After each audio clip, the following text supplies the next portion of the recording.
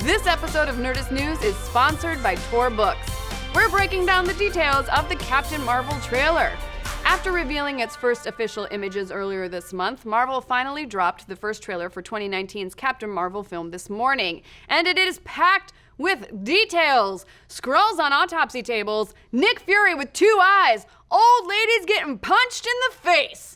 While seeing Carol Danvers in action for the first time has fans filled with more energy than one of Captain Marvel's punches, the trailer did leave some of the internet with a few questions about the movie. So we figured it's time to break down the details of the Captain Marvel trailer, Nerdist News style, which means a lot of speculation and little asides. First up, we've got Captain Marvel crash landing into a Blockbuster video store, which if you want to establish that the film takes place in the 90s, we can't think of a better place to start your trailer besides a factory that makes Jinko jeans.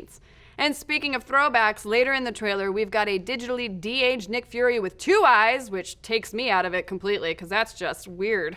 And Phil Coulson with a full head of hair that would make Johnny Bravo blush.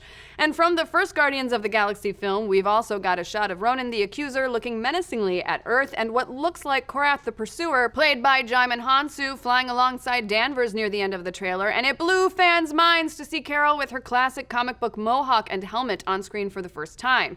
Now, if you aren't familiar with the comics, this team flying alongside Captain Marvel is Star Force. They were first introduced in Avengers number 346 back in 1992, and they're basically the Kree version of SEAL Team 6, but with superpowers, and for at least some of the film, Carol Danvers is part of the group.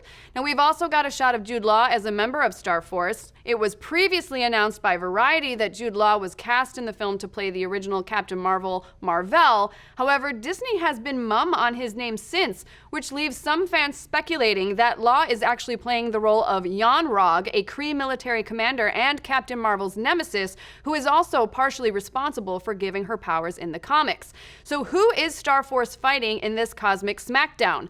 The Skrulls! These Skrulls are a shape-shifting alien race that has had a long-standing war with the Kree, and we see the Skrulls in their true green-skinned form a couple of times in the trailer, most notably with several Skrulls standing on a beach in what looks like a Skrull laying on an autopsy table flanked by Fury and Coulson.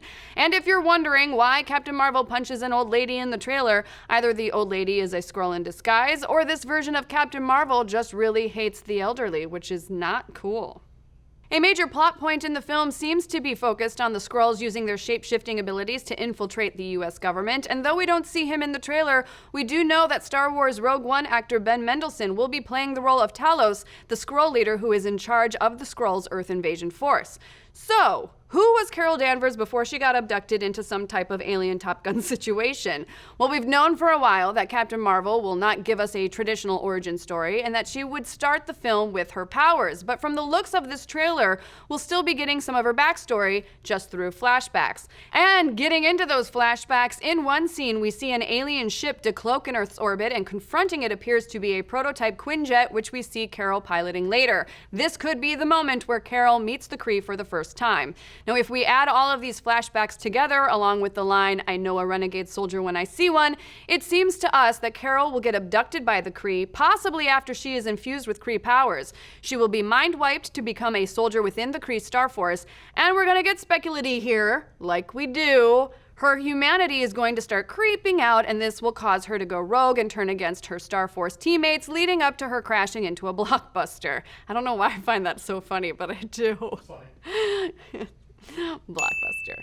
Of course, this is all just based on quick shots from the trailer, but we think it tracks. Now, the trailer also raises even more questions about the significance of Carol's friend Maria Rambeau. It's pretty clear from the Top Gun-style shot of the two of them on the tarmac that they are Air Force buddies, and knowing that Maria is a single mom in this film with a comics significant last name, we're already expecting her to be the mom of the future Captain Marvel, Monica Rambeau. But did we actually get a cameo from Monica Rambeau in the trailer? We think so! Check out that shot of Carol telling someone, "I'm not what you think I am." She's looking over the top of someone's head, someone short, possibly a kid. Could this be our first look at Monica Rambeau in the MCU, or at least the top of her head?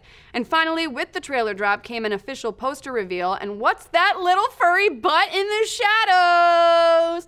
It's a cat.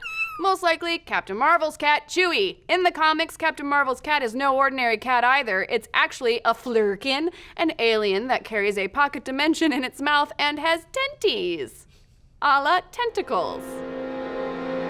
What? In the books, the cat's true identity was discovered by Rocket Raccoon, which got us thinking, could we get a Rocket and Groot cameo in Captain Marvel? We could easily see the pair hanging out at some type of Mos Eisley-style alien cantina and bumping into Captain Marvel.